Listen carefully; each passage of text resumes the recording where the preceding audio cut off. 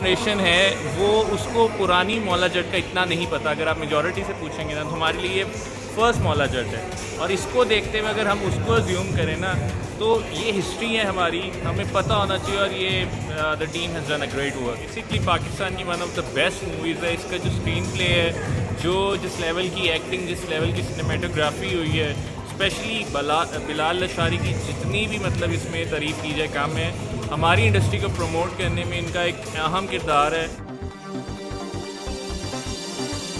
Actually मैंने पहली वाली मौला जट नहीं देखी बिकॉज आई बिलीव कि वो बड़े ओल्ड टाइम्स हमारे पेरेंट्स ने वो देखी हुई है, तो I can't do the comparison. But I believe कि जो इन्होंने नाम रखा है मूवी का, the legend of Maula Jatt, I think the action was amazing in the movie.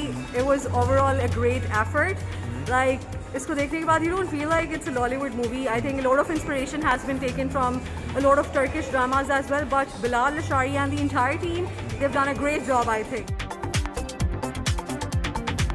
बहुत बेस्ट थी पाकिस्तान की इंडस्ट्री के लिहाज से। इन्होंने पाकिस्तान को जिस तरह पुराने वर्जन को न्यू अपडेट करके बनाया है, तो फैंटास्टिक। तनीम नूरी ना तो जरूर रिवाइव होया है। और नासरुद्दीन साहब बहुत अच्छे डायलॉग रिपीट भी किए हैं उन्होंने, लेकिन अच्छे लिखे हैं।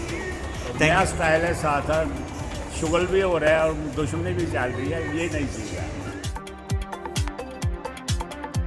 बहुत आला यार, टोटल वर्थ इट है।